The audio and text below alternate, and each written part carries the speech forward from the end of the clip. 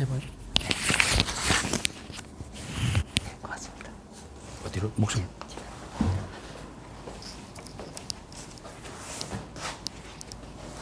됐어요.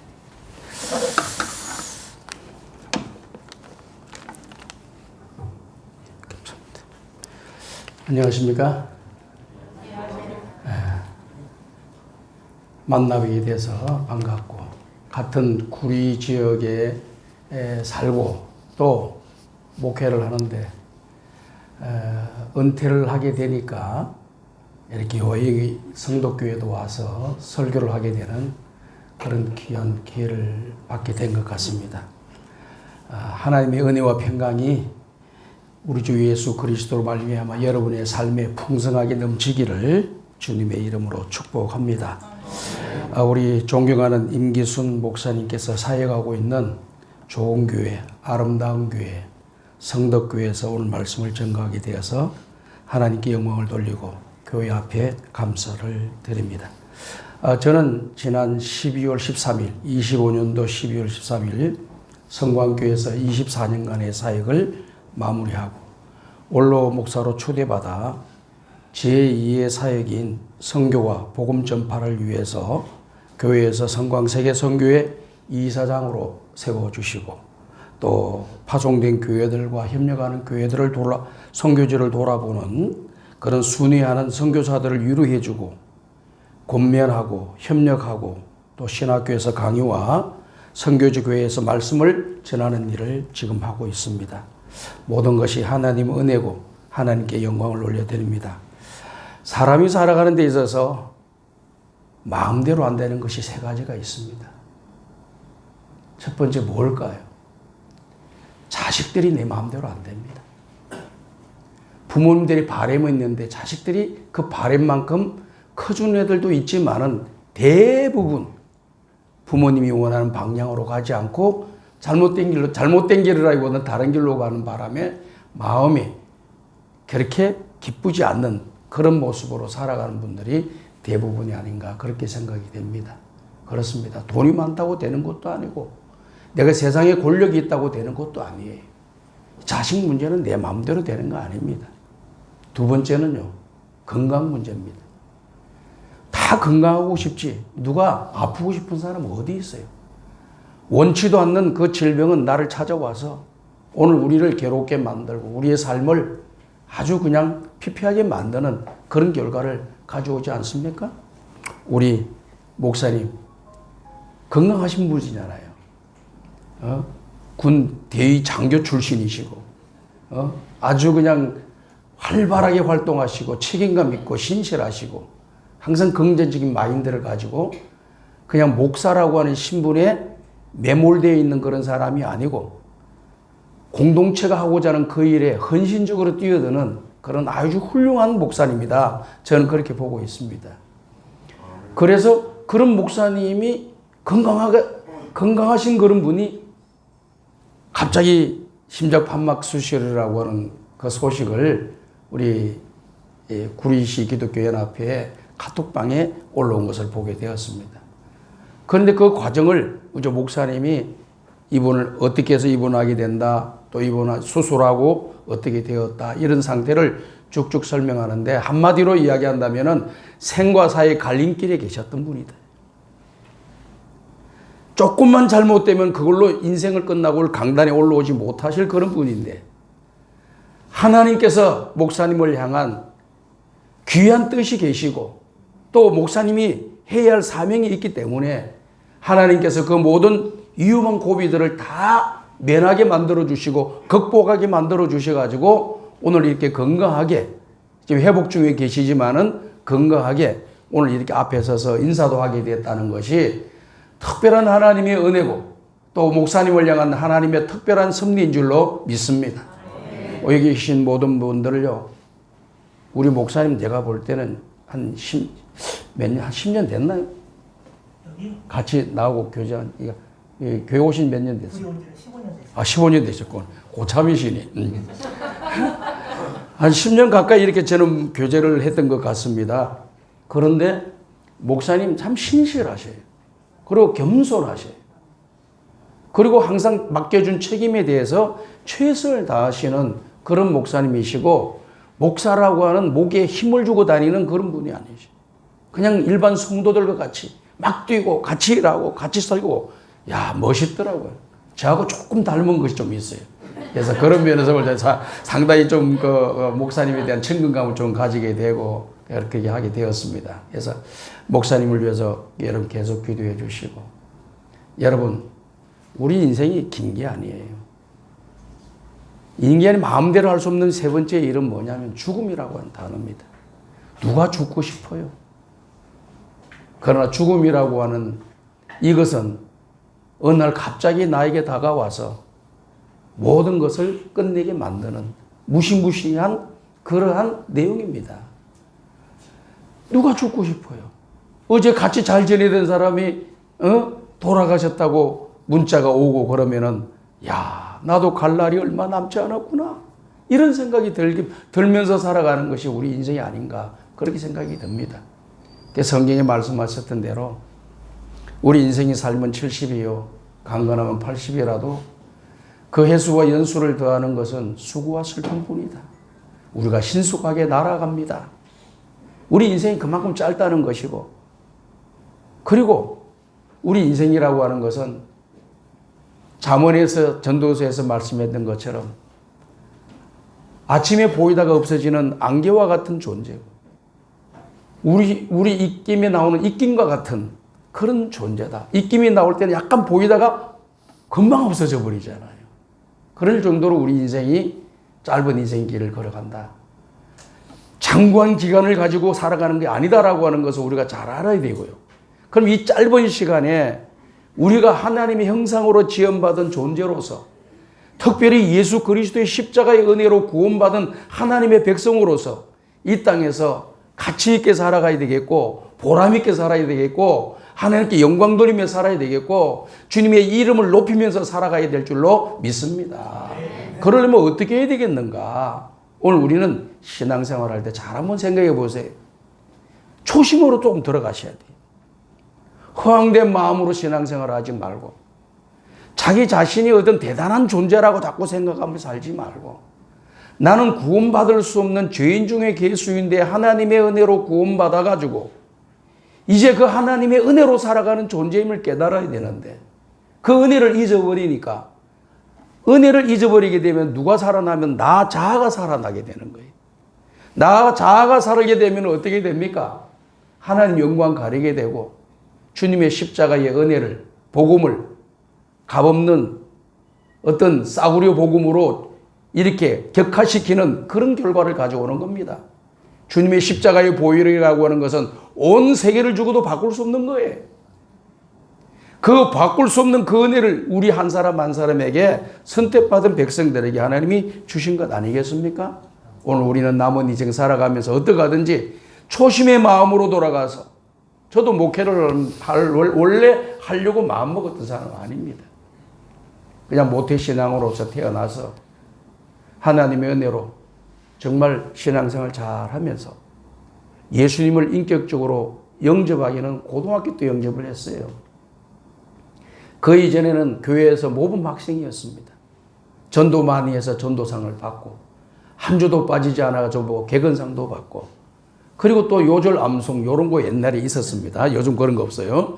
요절 암송하면은 주일학교에서 또 요절 암송상 받고, 그 다음에 또 뭐가 있느냐, 전도상도 받고, 이렇게 다 했습니다. 그래서 항상 연말 되면은 시상식이 있어요. 그럼 시상식에 항상 상품은 다 내 거야. 항상 내가 가지고 집에 가면은 어머니가 굉장히 좋아하시고 그렇게 했습니다. 그러니까 어릴 때부터 모범적으로 신앙생활을 했는데, 그 모범적으로 신앙생활하는 것이 예수님을 인격적으로 영접한 것과는 별개의 문제입니다. 내가 오래 한 몇십 년 동안 다녔다고 해서 그 사람이 예수님과 인격적으로 만남을 가졌다고 하는 것과는 별개의 문제입니다. 다시 말씀을 드려서 지식과 주님과의 만남이라고 하는 것은 비슷한 것 같이 보이지만 서로 다르다라고 하는 것입니다. 오늘 여기 계신 성덕교회 성도 여러분들, 한 분 한 분 지금까지 신앙생활이 오시면서 얼마나 많은 하나님 말씀 들어왔습니까? 은혜로운 말씀 얼마나 많이 들어왔습니까? 여러분 한 분 한 분이 예수님을 인격적으로 영접하고 그 예수님과 더불어서 남은 인생 하나님의 영광을 위해 살아가고 주님 부르실 때 천국에 다 입성하고 우리 주님으로부터 칭찬받는 남종과 여종들이 되시기를 주님의 이름으로 축복합니다. 자, 그러면 우리는 인생을 살아가면서요, 초심의 마음 항상 돌아가자고 했죠? 초심은 다른 게 아니에요. 예수님이 어떻게 우리에게 말씀하셨나? 성경이 우리에게 뭐라고 말씀하시느냐? 그 말씀대로 살려고만 노력하는 것이 초심으로 돌아가는 거예요. 그런데 점점 이 인생의 길을 걸어가고 교회 생활에 이르기 붙다 보니까 요령으로 살아가려고 하는 사람들이 너무 많아요. 요령. 세상 살아가는데 요령이 좀 필요하긴 합니다. 제가 보니까. 그러나 하나님 앞에서는 요령이라고 하는 것이 하나님께 통하지 않아요. 세상의 사람들은 통할지 몰라도 하나님은 어떤 분이냐?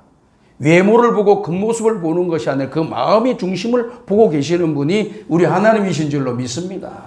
오늘 여러분들의 사람들이 인정해 주지 않아도 여러분의 마음이 하나님 인정해 주시고 하나님 나를 인정해 주신다고 믿으면 여러분이 진짜 성공자입니다. 그러나 내가 사람 외모가 대단하게 다른 사람들한테 주목받고 또 각광받는 그런 인물이 되었다 할지라도 우리 주님이 인정하지 않으면은 우리는 비참한 인생이 되는 거예요. 그러려면 우리가 주님과 인격적으로 만나고 그 주님의 사랑을 느끼고 또 주님의 그 은혜를 느끼고 그 주님이 얼마나 나를 위해서 이와 같은 희생과 헌신을 하셨는가를 우리가 기억하며 죄인 중에 개수인 내가 예수의 은혜로 구원받고 하나님의 사람이 되고 오늘 밤 부름받아도 우린 천국 갈 수 있는 놀라운 축복을 받은 하나님의 사람이란 자부심을 가지고 이 땅에서 믿음의 길을 당당하게 걸어가야 될 줄로 믿습니다. 어떤 어려움이 온다 할지라도 고난이 온다 할지라도 환난이 온다 할지라도 믿음을 포기하지 아니하고 끝까지 주님 바라보고 믿음의 주요 온전케 하신 예수 그리스도를 바라보고 끝까지 전진하는 여러분들이 되셔서 믿음의 성공자, 인생의 성공자, 하나님 앞에 칭찬과 상급을 받는 신앙의 성공자들이 다 되시기를 간절히 소원합니다. 자, 우리는 신앙생활하면서 이 된다라고 하는 법칙을 알아야 됩니다. 성경을 보면은 된다라고 하는 게 있어요. 세상 사람들은 안 된다, 안 된다, 안 된다 하지만은 예수 믿는 사람은 된다라고 하는 걸 믿어야 됩니다. 내 신념으로 믿고 내 긍정적인 마인드로 믿는 것이 아니라 말씀에 근거해서 믿을 때만이 그 신앙이 참된 신앙이 되고 믿는 대로 역사가 일어날 줄로 믿습니다. 그래서 첫 번째는 믿는 대로입니다. 믿는 대로 된다는 겁니다. 성경 여러분 복음서를 잘 보세요. 복음서를 딱 보면은 우리 예수님이 뭘 보시는 줄 아세요? 겉을 보지 않고 그 속에 그 마음에 믿음이 있는가 보시고 그랬어요. 그 마음 속에 믿음이 있는가 보시고 그 다음에 그들의 문제를 해결해 주시는 거예요. 마태복음 9장에 나와 있는 말씀의 내용은 두 가지 사건이 나옵니다. 하나는 12년 동안 혈루증을 앓는 여인이 세상에 이곳저곳을 뛰어다녀도 자기 병을 고쳐줄 사람이 없습니다. 고통 가운데 살아가는 이 여인이 우리 예수님이 오셨다고 하는 것을 느끼고 그 주님이 모든 질병을 고칠 수 있다고 하는 우리의 구주가 되신다는 사실을 믿으면서 예수님이 옷자락을 만지잖아요. 옷자락을 만지는 순간 왜 옷자락을 만졌습니까? 예수님이 옷자락을 만지기만 해도 내 병이 고침받을 것을 믿었다 그 말입니다. 그럴 때 우리 예수님이 그 여인에게 뭐라고 말씀했습니까? 여인아, 내 믿음이 너를 구원하였느니라 말씀하는 그 순간에 그 12년 동안 흐른 그 혈류병이 딱 단절되고 완전하게 고침받는 기적이 일어난 줄로 믿습니다. 주님이 뭘 보시느냐? 여기 목사라는 타이틀 보는 거 아니에요. 장로라고 하는 타이틀 보는 것도 아니고 권사라고 하는 집사라고 하는 타이틀 보고 우리 주님을 우리에게 다가오는 것이 아니라 내 마음속에 믿음이 있는가를 보시고 찾아오시는 분이 우리 예수님이다. 믿으시면 아멘 하세요. 그 주님을 우리가 신앙생활 하는 거예요. 그냥 세상에 어떤 주의 이거는 하나님 앞에서 먼지 조각도 안 돼요. 오늘 우린 주님을 만나면은 우리는 먼지 조각 같아도 안 되는 그런 죄인 중에 개수로 할지라도 하나님께서 빛나게 우리를 써주시고 우리를 알아주시고 우리를 역사하실 줄로 믿습니다. 그러니까 그 주님 항상 바라보셔야 돼요. 예수님을 바라봐야 신앙생활 잘하는 거예요. 무슨 일이 일어날지 할지라도 무슨 일이 일어난다 할지라도 예수님이라면 어떻게 할 건가? 그 주님께 물어보고 하나님 말씀을 생각하면서 말도 하고 결단도 하고 방향도 정하고 결정도 하고 이래야 진짜 되는 거 아니겠습니까? 인간이 잔머리를 아무리 굴린다고 해서 그것이 일이 일어나는 거 아닙니다. 하나님 역사하는 게 아니에요. 잔머리 굴리지 마세요. 오직 십자가 바라보고 주님이 뜻하신 바가 무엇인가를 남이 알아주도 알아주지 않던 그 길로 믿음으로 걸어가는 그 사람에게 하나님이 역사해 주실 줄로 믿습니다. 그 마태복음 9장에 보면은 또 두 번째 믿음에 대해서 우리 예수님 이야기하세요. 앞을 보지 못하는 맹인 두 사람이 우리 예수님이 오셨다는 소식을 듣고 예수님께 찾아옵니다. 그러면서 그들에게 우리 주님이 뭐라고 말씀하십니까? 너희들이 내가 너를 고쳐줄 걸 믿느냐? 우리가 그렇게 믿습니다. 주님이 나를 나의 병을 고쳐주실 줄 믿습니다 하고 믿음으로 나오는 그 사람들에게 주님께서 그들에게 안수하시고 내 믿음대로 되라고 하는 순간에 그 눈이 뜨이지는 역사가 일어났습니다. 여러분이 잘 알고 있는 이 여리고에 사는 이 나면서부터 앞을 보지 못하는 그런 맹인이 있지 않습니까? 그 맹인도 믿음대로 그의 믿음을 보시고 그 중심의 믿음을 보시고 믿음대로 되라고 우리 예수님이 말씀하실 때 고침받는 기적이 일어난 줄로 믿습니다. 이 믿음이 그렇게 중요하다는 거예요. 제가 말씀드리는 거는. 타이틀이 중요한 것이 아니고 믿음이 중요하다는 겁니다. 내 믿음이 하나님과 맞아 떨어지기만 하면은 이 여러분은 복을 받은 사람들이 이 땅에서 행복한 사람들입니다. 이 땅에 어느 누구와 비교할 수 없는 우리는 복을 받은 행복하고 정말 이 땅에서 가치 있는 그런 존재가 되는 거예요. 그러나 믿음이 없으면은 우리 바리새인들이요. 성경에 보면 우리 예수님께서 바리새인들을 책망하잖아요. 그분들은 말을 하는 것과 행동하는 것이 달랐다고 하잖아요. 그러면서 우리 예수님이 뭐라고 이야기하셨습니까? 너희들은 바리새인들이 하는 말은 잘 들어라.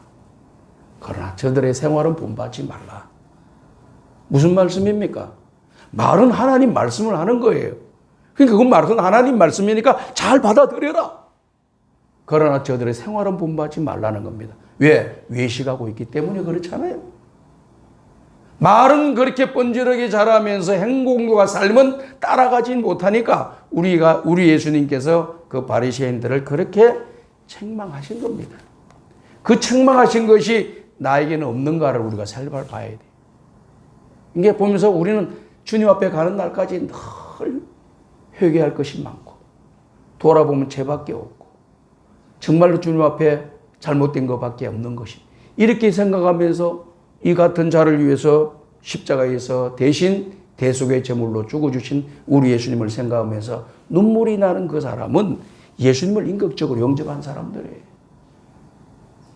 저는 우리 성도교회 성도들이 대형교회는 아니잖아요. 여러분들 교회가. 한 사람 한 사람이 예수를 인격적으로 영접하고 믿음의 강한 용사가 되어서 수십 명이 수백 명, 수천 명을 능가하는 강한 용사들이 되시기를 주님의 이름으로 축복합니다. 두 번째로는 기도하는 대로 됩니다. 오늘 우리 예수님께서 말씀하신 읽은 본문의 말씀의 내용은 마태복음 5장, 6장, 7장 산상수훈이라고 합니다. 이 산상수훈의 말씀은 우리 믿는 사람들도 굉장히 중요하고요. 중요하게 생각하고 또 은혜가 되는 말씀이고 우리의 삶의 방향을 정해주는 말씀이고 어떻게 이 땅에서 윤리적으로 도덕적으로 행하면서 살아가야 되는 날 너무나도 클리어하게 정확하게 말씀을 잘해 주신 거예요.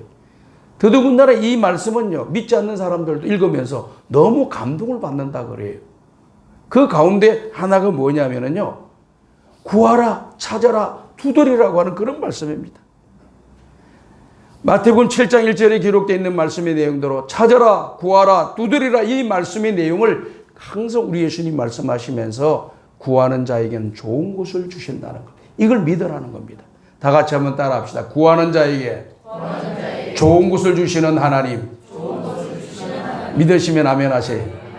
오늘 여러분 기도하면 좋은 일이 생길 겁니다. 기도 안 하는 사람에게 좋은 일이 없어. 기도하면 좋은 일이 생겨요. 막 답답하고 클칼하고 한숨 나오죠? 그때 뭐라고 하는 신호라고 여러분이 받아들여야 돼요? 기도하라고 하는 신호구나.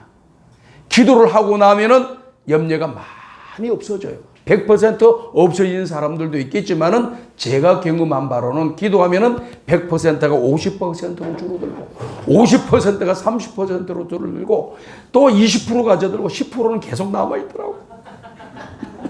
목사도 아무리 기도해도 10%는 계속 남아있어요.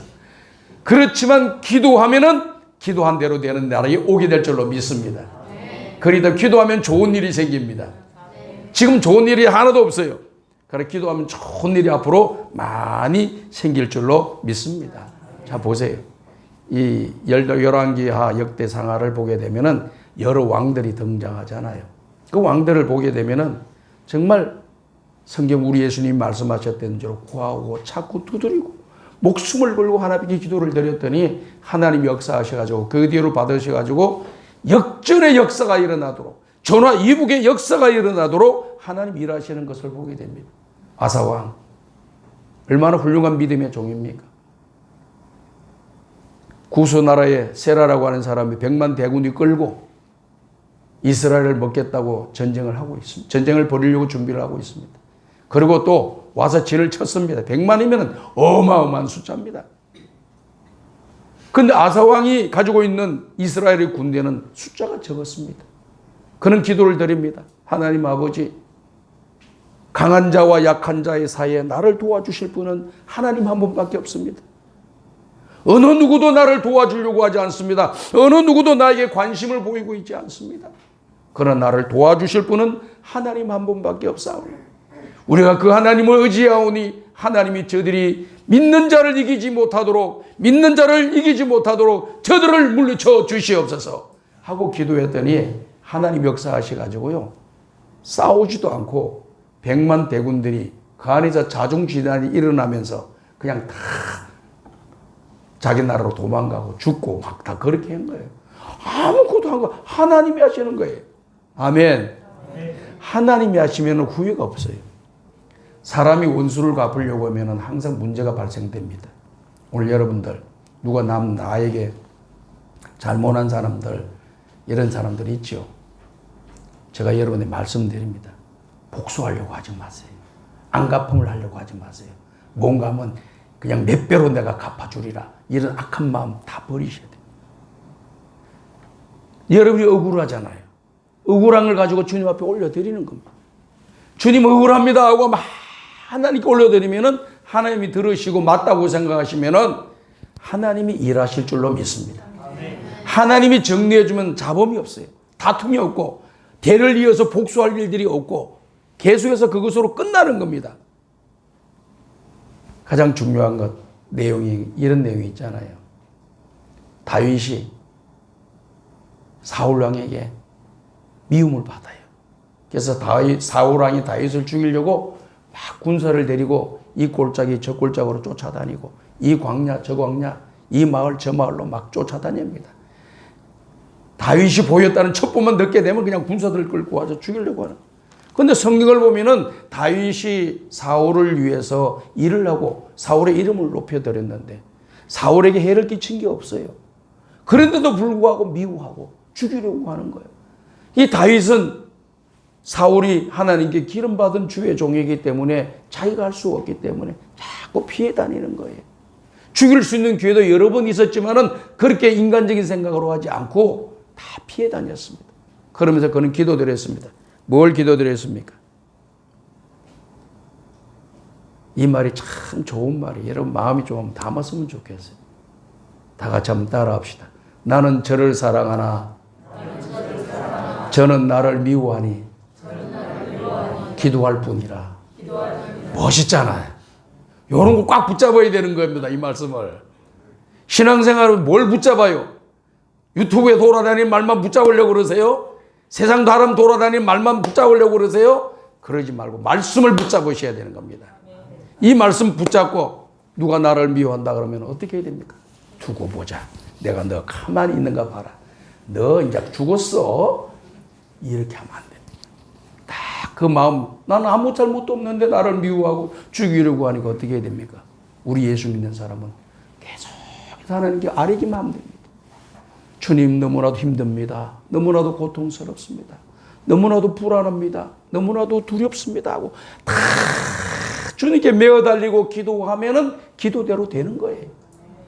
하나님이 일하시면 잡음이 없잖아요. 내가 하면 잡음이 생겨요. 내가 일 해결하려고 하면 잡음이 생겨. 그러나 하나님께 맡기고 하나님이 끄신 대로 가기만 하면은 역사가 일어나는 것입니다. 아사 왕도 그랬습니다. 히스기 왕도 그랬습니다. 여호사밧 왕도 하나님 앞에 기도하면서 믿음으로 기도했더니 하나님께서 그 기도대로 역사하시고 우리에게 은혜와 복을 주신 줄로 믿습니다. 세 번째 법칙은요, 심은 대로 된다는 겁니다. 잠언 6장 7절에 사람이 무엇으로 갈라디아서 6장 7절에 사람이 무엇으로 심든지 그대로 거두리라 그렇게 이야기했습니다. 우리 예수님께서도 산상수훈에서 이야기하시면서 뭐라고 말씀하셨느냐, 대접을 받고자 하는 대로 대접을 하라. 이것은 황금률이라 그래요. 골든로우라고 합니다. 세상의 모든 사람들이요, 어디가 인정받고 싶고 사랑받고 싶고 존귀여김 받고 싶고 알아주기를 원하고 칭찬받기를 원하고 그렇게 생각을 다 하고 있습니다. 그렇지 않은 사람이 거의 드물어요. 대부분이 다 그렇게 생각합니다. 그런데 안 알아줘. 나를 칭찬 안 해줘. 나를 존중해 주지 않고 나를 사랑해 주지 않고 나를 알아주지 않는다 이 말이죠. 그럴 때 사람의 마음이 뭐가 생기느냐? 분노가 생깁니다. 마음을 내려놓습니다. 그래서 내가 이 공동체에 내가 나가는가 봐라. 또 내가 교회에 나가는가 봐라. 해가지고 교회를 떠나시는 분들이 상당히 계셔요. 그런데 여러분, 우리가 알아준다고 해서 안 알아준다고 해서 모든 걸 던지고 가면은 여러분 늘 떠돌이 인생이 될 겁니다. 어느 공동체를 가든지 그곳에서 내가 사랑받고 싶은 마음이 있으면은 성경이 우리 예수님이 말씀하시는 대로 하시면 됩니다. 내가 먼저 사랑하는 거. 내가 먼저 대접합니다. 내가 먼저 기도해 줍니다. 내가 먼저 나를 칭찬해 줍니다. 내가 다른 사람을 먼저 알아줍니다. 내가 먼저 인사해 줍니다. 이런 역사가 일어난다는 겁니다. 근데 인사할 때까지 기다려. 그래서 저도 이렇게 목회를 하면서 보니까 이 장로님들이, 나이 드신 장로님들이 젊은 애들이 인사를 잘 안 한다고 그러셔. 본인도 젊을 때 잘 안 해놓고 나이 들면 대접 받으려고 꼭 그렇게 하시더라고. 그래서 장로님 인사 받고 싶지요.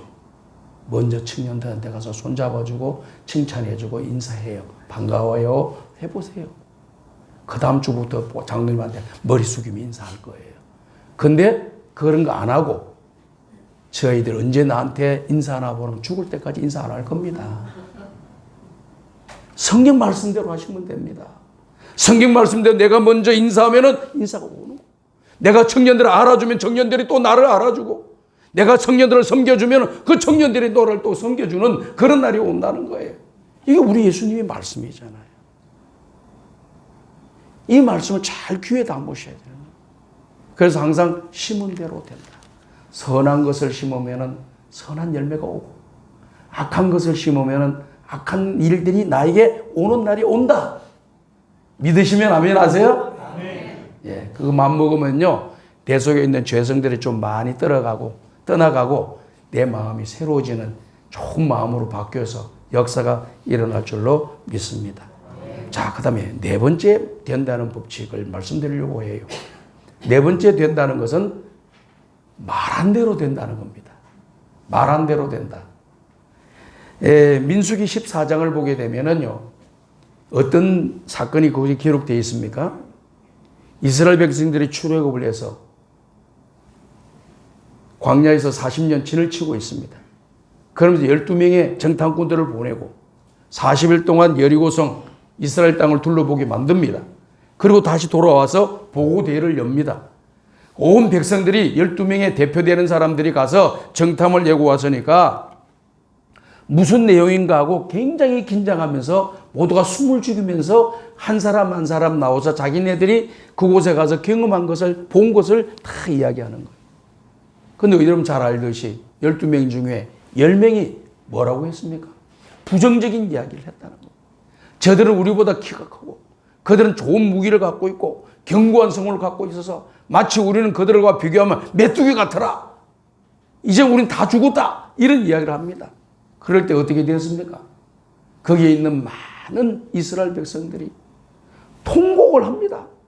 그 어려운 길을 걸어왔는데 지금 애굽에서 나름대로 살다가 왔는데 지금 이 전쟁터에 전쟁을 붙으러 들어가면 다 죽게 생겼는데 차라리 이 광야에서 죽는 것이 좋겠다 하면서 하나님을 원망하고 세워놓은 지도자인 모세를 막 원망하면서 말을 막 하잖아요. 심지어는 그냥 이 모세를 죽이고 다른 지도자를 세워가지고 다시 애굽으로 돌아가자 이렇게 이야기까지 하는 거예요. 근데 성경이 뭐라고 얘기한 줄 아세요? 너희가 말한 대로 내가 시행하리라. 죽고 싶다 그러잖아요. 그러니까 죽는 거야. 여러분도 앞으로 죽겠다 하지 마. 힘들지? 살겠다 하면 사는 역사가 일어나. 죽겠다 하면 죽는 일만 일어날 거예요, 여러분들. 그러니까 말한 대로 된다는 걸 믿어요. 그래서 어떻게 됐습니까? 원망하고 죽겠다. 여기서 죽는 게 낫겠다. 애굽 돌아가서 죽는 것이 낫겠다. 전쟁하다 죽는 것보다 낫겠다는 그런 사람들이 광야에서 다 죽었습니다. 말한 대로 갚아주리라. 누가요? 하나님이 그렇게 말씀하셨습니다. 너희가 말한 것을 심었잖아. 그 말한 것을 심은 대로 열매 거두는 것이 죽음이에요. 그 죽는 날이 다 와서 20세 이하 되는 사람들만 다 가나안 땅에 들어가고 나머지 20세 이상 된 사람 전부 다 광야에서 다 죽고 그 다음에 가나안 땅에 입성하게 되는 것입니다. 사랑하는 여러분, 다 같이 한번 따라합시다. 말한 대로 됩니다. 좋은 말 많이 하세요.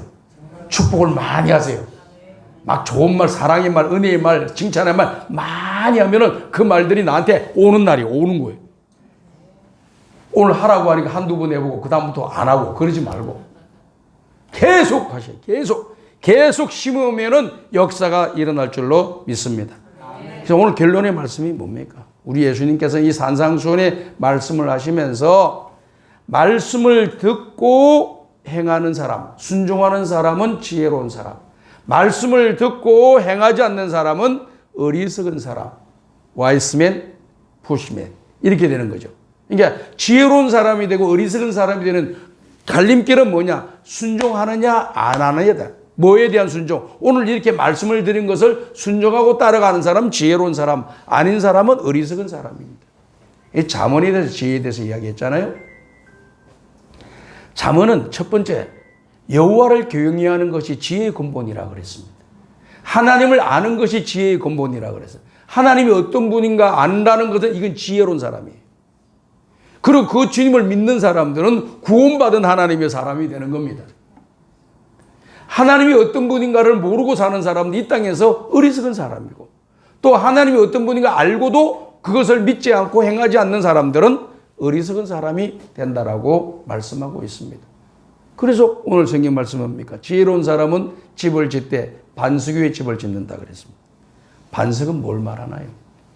믿음을 말하는 겁니다.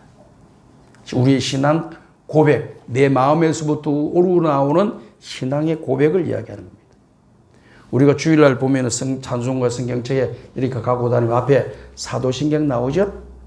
이 사도신경은 모든 신학자들이 신구약 성경에 기록되어 있는 모든 내용을 함축해서 우리 기독교인들이 믿는 신앙의 내용에 대해서 다 기록해 놨습니다. 우리는 이것을 믿는다. 이겁니다. 여러분 사도신경을 집에 가서 한번 꼼꼼하게 한번 읽어보세요. 내가 믿는 걸 뭘 믿는가?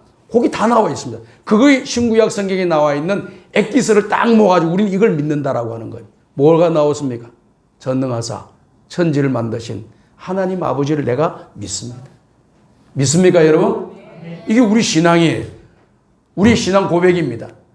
그리고 그 외아들 우리 주 예수 그리스도를 믿사오니 이는 성령으로 잉태하사 동정녀 마리아에게 나시고 본디오 빌라도에게서 고난을 받으사 십자가에 죽으시고 제3일 만에 살아나신 분이 우리 죄를 위하여 십자가에 죽으시고 3일 만에 살아나신 분이 예수님인데 그분을 내가 믿습니다. 이거예요. 아멘. 그 내용을 쭉 보십시오. 그러니까 이런 말씀이라고 하는 우리 신앙의 고백을 말하는 거거든요. 이 사도신경이 그 근거가 되는 가장 기초가 되는 핵심이 되는 성경 구절은 마태복음 16장 16절에 나와 있습니다. 그게 뭐라고 나옵니까? 베드로가 사람들에게 제자들한테 이야기합니다. 사람들이 나를 누구라고 하느냐라고 물어봤을 때 주는 그리스도시요 살아계신 하나님의 아들이십니다. 이걸 고백했어요. 주는 그리스도시요 살아계신 하나님의 아들이십니다. 주가 누굽니까? 예수님을 말하는 거예요. 다 같이 한번 따라합시다. 주는 그리스도시요 살아계신 하나님의 아들이십니다. 이게 우리 신앙의 고백의 핵심입니다. 근데 우리 예수님 뭐라고 말씀했습니까? 바요나 시몬아 내가 복 있는 사람이다. 넌 지혜로운 사람이고 복 있는 사람이다. 이를 알게 한 것은 너의 지식이나 혈통에서 나온 것이 아니고 하나님께서 너에게 그것을 알게 하여 너의 입으로 그 고백을 하도록 만들었다. 이게 내가 지식적으로 고백한 것이 아니라 하나님이 나에게 그것을 알게 만들어 주시고 지식적으로 깨닫게 만들어 주셔가지고 내 입으로 믿는다고 고백하게 되는 것이 내 자의에 의해서 된 게 아니고 하나님의 은혜로 되어진 거예요. 하나님의 성령에 의해서 되어졌다는 사실을 여러분들이 믿으시기를 바랍니다. 그것이 기초를. 그래서 우리 예수님이 말씀하시잖아요. 이 반석 위에 내 교회를 세우리라. 그래서 요 반석과 우리 예수님이 하신 말씀 반석이 같은 겁니다. 베드로. 이 반석이 뭡니까? 이 그냥 바위를 이야기하는 게 아니에요. 바위를 이야기하는 게 아닙니다. 우리의 신앙 고백을 이야기하는 겁니다. 내가 믿는 신앙 위에 그 위에 내 교회를 세우리라. 하나님의 교회는 이 신앙 고백 위에 세워져야 되고 이 고백 위에 모든 일을 진행해야만이 참된 교회가 될 줄로 믿습니다. 대형 교회라고 해서 참된 교회가 되는 게 아닙니다, 여러분. 적은 교회라고 해서 참되지 않은 교회가 되는 게 아닙니다, 여러분. 그런 신앙 고백으로 뭉쳐져 있는 교회가 참교회고 엉터리로 뭉쳐져 있는 그건 모든 걸 거품이 가득 껴 있는 거라 똑같은 거예요. 그렇기 때문에 오늘 우리 신앙의 길을 걸어가면서 반석이 뭐냐? 반석 위에 집을 짓는 사람, 집이라고 하는 신앙의 생활, 삶을 이야기하는, 우리 신앙의 인생을 이야기하는 거예요. 그 인생의 길을 걸어갈 때 반석 위에 집을 짓는 건 뭐냐? 바로 이 신앙 고백으로 고백을 하고 행동하고 순종하고 살아가는 사람들이 반석 위에 집을 지은 사람이 되는 거예요. 그리고 이런 신앙 고백이 없는 사람들, 교회 생활만 열심히 왔다 갔다 하는 사람들은 뭔가 하는 것 같고 대단한 것 같고 직분도 받은 것 같으나 그 집은 신앙의 집을 짓는데 그 집은 모래 위에 짓는 집과 똑같다. 그런데 이 모래 위에 집을 짓는 사람과 또 반석 위에 집을 사람들 표시가 안 나요. 겉으로 볼 때는 누가 어떻게 지었는지 누가 알아요? 다른 사람이 제3자가 볼 때 집이 두 채가 있어. 오히려 오늘 아까 우리 찬양 사역자님이 불러준 게 딱 어떻게 참 지혜로우셔.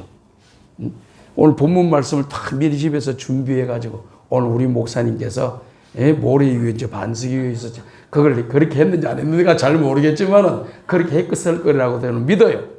집에서 연구하고 생각해가지고 첫 번째 부른 찬양을 그걸 부르네. 야, 센스가 있으셔. 센스가 있으셔. 사람이 사는데 멍하면 안 됩니다, 이거. 항상 센스 있게 운동해야지. 이거 딱 지혜롭게 딱딱 전신을 해야지. 나는 지금 예를 들어서 자 보십시오. 오늘 내가 금식에 대해서 말씀을 하려고 하는데 갑자기 그냥 풍성한 삶에 대해서 막 찬송 불러봐요. 이거는 안 맞는 거야, 이 타이밍이. 오늘 딱 그 찬양 사역자님이 자 센스가 있어요. 앞으로 크게 쓰실 줄로 믿습니다. 그래서 그런 찬양이 그런 내용들 우리가 하나님 앞에서 반석과 이렇게 모래 위에 지은 집은 잘 몰라요. 그래서 우리 예수님이 6장에서 7장에서 설명하셨잖아요. 나무가 있다. 나무가 있다. 이 나무가 좋은 나무인지 안 좋은 나무인지 어떻게 알 수 있겠느냐. 사람들이 보니까 이거 멋있게 생겼네. 이 나무는 좋은 나무 같습니다. 그리고 좋은 열매를 맺는 것 같습니다. 라고 생각을 하는 거예요. 근데 막상 그 나무가 때가 되어 열매를 맺는 걸 보니까 열매가 나쁜 열매를 맺었어. 그럼 이 나무는 좋은 나무요? 나쁜 나무요? 나쁜 나무라는 거예요. 근데 저기 보니까 형편이 없어. 별 볼이 없는 것 같아. 가지고 있는 이력이나 모습이나 생활이나 무슨 여러 수준들을 볼 때 형편없는 것 같이 보여. 그런데 막상 때가 돼서 열매를 맺으니까 보니까 좋은 열매를 주릉주릉 맺힌 거예요. 이 열매는 보기에는 나쁜 열매인 것 같더나 진짜 좋은 나무가 이 나무구나. 이렇게 판단할 수가 있다는 겁니다. 오늘 우리는 겉모습으로 사람 판단하지 말고 항상 하나님께서 말씀하신 대로 순종해서 좋은 열매를 맺는 믿음의 사람들이 되어야 될 줄로 믿습니다. 그래서 그 사람이 반석의 집을 지은 사람이에요. 그 사람이 지혜로운 사람입니다. 그러나 세상 살아가는데 보니까 이제 교회에서 저도 이렇게 목회를 40년, 50년 가까이 했어요. 50년 가까이 목회를 하면서 많은 목사들도 보고 장로님들도 보고 권사님들도 보고 성도들도 보고 다 봤잖아요. 다 보면서 느끼는 것은 뭐냐? 안 그러신 분들 많아요. 그 직분 때문에 사는 사람이 있어. 직분 때문에. 직분 주문 공동의회 해가지고 임직자 선출하는데 떨어졌다. 교회 안 나와. 다 그런 거나 간혹 한둘이 그런 사람이 참 안타깝게 생각합니다. 저는. 우리가 직분 주니까 교회를 나오고 직분 안 주니까 교회를 안 나오고 그럼 벌써 모리의 집을 짓는 사람이. 오늘 우리 성덕교회 성도는 일당백 믿음의 강한 용사가 되어서 천을 이기고 만을 이기는 강한 교회가 되기를 주님의 이름으로 축복합니다. 항상 빛과 소금으로 살아라 하시는 말씀이 이 산상수훈의 핵심의 내용입니다. 빛과 소금으로 살아라는 건 다른 데 있는 것이 아닙니다. 자기 자신을 희생해서 선한 일이 일어나도록 선한 것을 심으라는 것입니다. 우리 인생은 선한 것을 심으면서 살아가다가 주님 앞에 잘했다 칭찬받는 것이 우리의 타겟입니다. 아무리 세상 사람들이 나를 높이고 환영해줘도 주님 앞에 서는 날 칭찬받지 못하고 책망받게 되면 그 인생은 성공한 인생이 아니라 실패한 인생이 되는 거예요. 믿으십니까? 네. 그렇기 때문에 우리의 정신을 바짝 차리셔야 돼요. 그래서 빛과 소금으로 선한 일 하다가 살다 가자. 좋은 일만 하다 가자. 아멘. 선하고 좋은 일, 아름다운 일만 하다가 멋있는 일만 하다가 살다가 인생 마치자. 올해 얼마 남지 않았다 이 말이에요. 남은 인생 그걸 쭉쭉 하다가 살다가 인생 마치고 주님 앞에 서야 될 줄로 믿습니다. 그 다음 두 번째는 화목하며 살아야 된다. 화목하면서 사랑하면서 살아야 된다. 옆에 있는 분 한번 얼굴 한번 보시오. 괜찮아요? 네? 네. 다 인사합시다. 사랑합니다. 서로 한번. 예. 사랑합니다. 좀 말 좀 해봐요. 제발. 다시 한번 서로 보면서 사랑합니다. 사랑하며 살아라는 거예요. 그리고 화목하면 싸우지 말고 다투지 말고 살아라는 겁니다. 무슨 충돌되는 일이 있어도 이것이 목숨을 걸 만한 일이 아니면은 좀 내려놓고 때로 같이 맞춰주면 되잖아. 서로 조금만 마음을 낮추면은 화목할 수가 있는데 고집을 부려. 그래 고집쟁이. 여기는 한 명도 없는 것 같은데 모르지 있는지도 모르고 고집을 그렇게 부려. 그냥 땡고집을 생고집을 부려가지고 그냥 분위기를 그냥 엉망으로 만들어버리고 공동체를 그냥 분위기 안 좋게 만들고 그걸 무슨 자기의 역사적인 사명인 줄로 생각하고 그 일을 하는 사람들이 있어요. 절대 그렇게 하지 마요. 하나님의 은혜로 어떻게 하든지 화목하자. 저는 목회를 40년, 50년 하면서 성광교회에서 24년 목회하면서 크게 방향을 잡은 거는 뭐냐? 첫 번째, 교회 모든 일에 소통하면서 살자. 목회하자. 목사가 목회한다고 해서 내 마음대로 하는 게 안 되고 여기 장로님들도 계시고 권사님들도 계시고 교회에서 희생하고 헌신하는 중직자들이 계시니 그분들하고 항상 자기의 생각을 이야기를 나누고 또 중직자들의 생각들을 들어보고 거기서 교집합을 찾아서 그걸 가지고 운행을 하면 성도들도 평안하고 목사도 평안할 텐데 목사는 목사대로 고집을 하고 장로는 장로대로 고집을 하고 이러다 보니까 교회가 난장판이 되는 겁니다. 목사님 죄송합니다. 어떻게 목회하는지 내가 잘 모르겠는데 제 목회한 걸 조금 소개하는 겁니다. 하여튼 저는 소통하는 것이 중요하다고 생각했습니다. 소통을 잘하면 문제는 일어나지 않아. 소통 잘하고, 부부간에 소통 잘하고, 부모와 자녀간에 소통 잘하고, 그리고 성도와 목회자와 소통 잘하면은 뭐가 문제될 게 있습니까? 소통 잘해서 합의 본걸 가지고 나가는데 뭐가 문제 있습니까? 저는 소통을 그렇게 중요하게 생각했어요. 그래서 24년 동안 성공함께서 목회하면서 다툼이 없었어요. 장로들하고 저하고 다툰 일이 없어요. 성도들하고 다툰 일이 없어요. 항상 모두가 화합하고 좋아하고 행복하고 교회는 계속해서 부흥하고. 뭐 수천 명 교회도 아니잖아요. 3천 명 교인이 나오고 있잖아요. 그러니까 소통을 잘 하셔야 돼요. 전대 자기 고집 부리지 말고. 목사님 뜻을 맞추고 또 장로님 뜻이 무엇인지 알아보고 또 권사님 뜻이 무엇인지 알아보고 맞춰서 거기서 교집합이 안 되는 부분은 조금 내려놔요. 너무 목사님도 너무 고집하지 말고 그리고 장로님들 너무 고집하지 말고 딱 합의된 내용들을 가지고 거기에서 목사님이 한 가지만 더 해달라고 요청을 하세요. 그럼 장로님들은 여러 가지인데 한 가지만 요거는 꼭 한번 해 주십시오. 그러면 그건 들어줘요. 그래야지 교회가 발전하는 거예요. 여러분 생각으로 하면 교회가 여러분 생각으로만 하고 되고 안 되는 거예요. 그러나 목사님이 하려고 하는 것이 있으면 다는 들어주지는 못하더라도 한 가지는 꼭 이건 좀 들어달라 그러면 그거 하나는 딱 들어주세요. 그럼 교회가 계속해서 성장하고 부흥하고 발전하게 될 줄로 믿습니다. 두 번째는 뭐냐면은 화합입니다. 화합. 항상 화목하면서 가자. 다투면서 가지 말고 화목하면서 가자. 소통하고 화목하고 빨리 가는 것도 중요하지만 같이 가는 것이 중요하다. 바른 방향을 정해놓고 같이 가는 것이 중요하다. 이걸 항상 기억하시고 우리 목사님과 좋은 동력의 관계를 맺으면서 믿음의 길을 걸어가셔서 반석이 맺혀 있는 그러한 교회가 되시길 바라고 우리 성도들이 되시기를 주님의 이름으로 축복합니다. 기도드리겠습니다. 하나님 아버지 감사합니다. 오늘도 주신 말씀 내 마음에 담고 평생토록 믿음의 길을 잘 걸어가 주님 앞에 서는 날 칭찬을 받고 세상에서 빛과 소금으로 하나님의 영광 위에 살아가게 하여 주시고 주님의 제자로 이 땅에서 죽어가는 영혼을 살리는 전도자의 삶을 살아가게 도와주시고 아버지 성도교회가 하나님의 은혜 가운데 속에서 목회자의 좋은 동력자들이 되어 한마음 한뜻 되어 교회가 크게 성장하고 부흥하고 발전하고 미래가 있는 교회가 되게 하여 주시고 주님의 영광을 높이 드러내는 교회가 되게 하여 주시고 이곳에 오는 자마다 다 복을 받게 하여 주옵소서. 예수님의 이름으로 축복하며 기도하옵나이다. 아멘.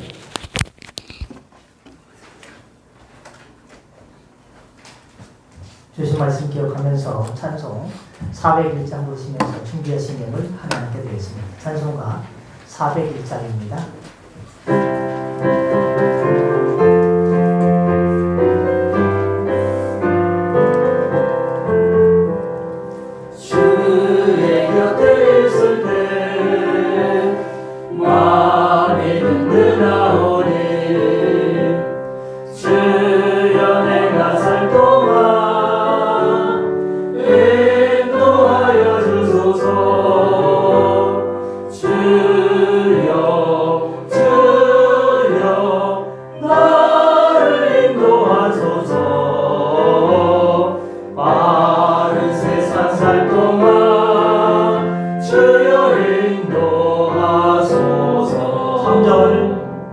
세상 품꿔지던 후